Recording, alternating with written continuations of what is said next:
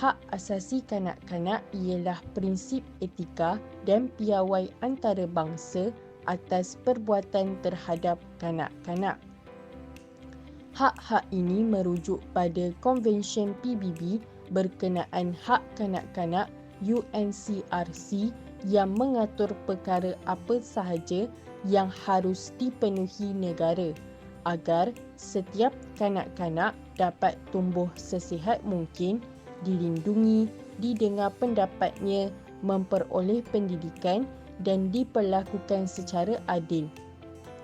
Semua kanak-kanak memiliki semua hak yang disebutkan dalam konvensyen ini, baik kanak-kanak yang mempunyai ibu bapa ataupun sudah tiada, termasuk kanak-kanak terlantar.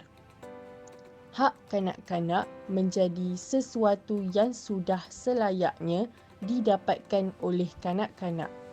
Oleh kerana itu, negara-negara wajib menghormati dan mempromosikan hak-hak kanak-kanak dan melindungi kanak-kanak daripada segala bentuk diskriminasi, keganasan dan eksploitasi. Untuk definisi, kanak-kanak didefinisikan sebagai seorang yang di bawah umur 18 tahun seperti yang termaktub dalam Konvensyen mengenai Hak Kanak-kanak dan Akta Kanak-kanak 2001.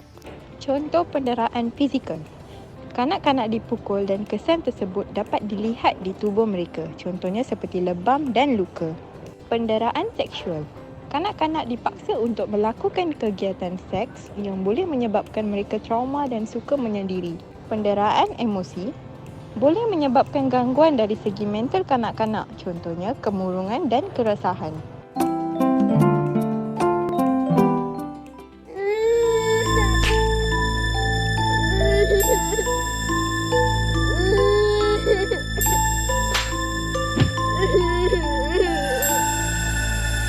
Stop child abuse.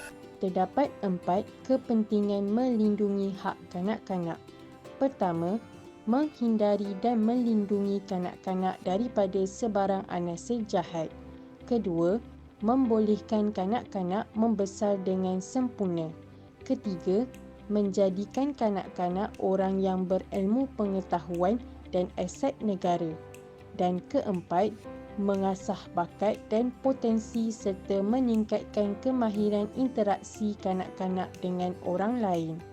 Melindungi hak kanak-kanak penting untuk memastikan mereka dapat tumbuh dan berkembang dengan aman, mendapat pendidikan yang layak, dilindungi dari eksploitasi dan kekerasan serta memiliki hak untuk menyuarakan pendapat mereka.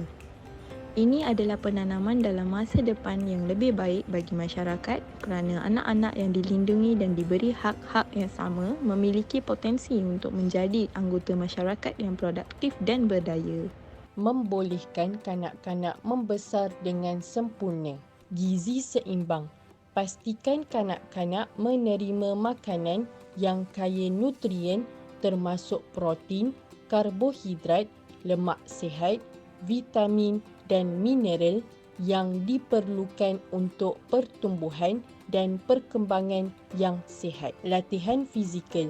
Dorong aktiviti fizikal yang mencukupi seperti bermain luar, sukan dan senaman yang membantu dalam pembangunan otot, tulang dan sistem kardiovaskular. Tidur yang cukup.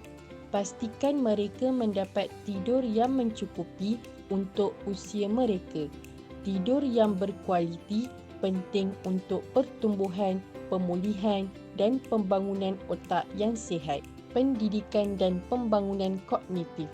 Berikan akses kepada pendidikan yang sesuai dengan peringkat perkembangan mereka. Dorong eksplorasi, pembelajaran dan pemikiran kritis. Menjadi kanak-kanak orang yang berilmu, pengetahuan dan aset negara. Menjadi kanak-kanak sebagai individual yang berilmu, pengetahuan adalah penting kerana mereka adalah aset utama negara. Proses pendidikan yang berkualiti membantu mereka memperoleh pengetahuan, kemahiran dan nilai yang diperlukan untuk berjaya dalam kehidupan. Kanak-kanak yang berilmu pengetahuan cenderung untuk menjadikan individual yang kreatif, inovatif dan berkembang secara intelektif. Mereka juga lebih cenderung untuk menyumbang kepada pembangunan negara dalam bidang seperti sains, teknologi, perubatan, ekonomi dan sosial. Oleh itu, melabur dalam pendidikan kanak-kanak adalah penting untuk membina masa depan yang kukuh dan mampan bagi negara. Mengasah bakat dan potensi, serta meningkatkan kemahiran interaksi kanak-kanak dengan orang lain. Untuk mengasah bakat dan potensi kanak-kanak, penting untuk memberi peluang pada mereka untuk meneroka pelbagai aktiviti kreatif dan pembelajaran. Dan untuk meningkatkan kemahiran interaksi kanak-kanak, harus melibatkan latihan sosial seperti bermain bersama rakan sebaya dan pembangunan kemahiran berkomunikasi melalui dialog dan kerjasama.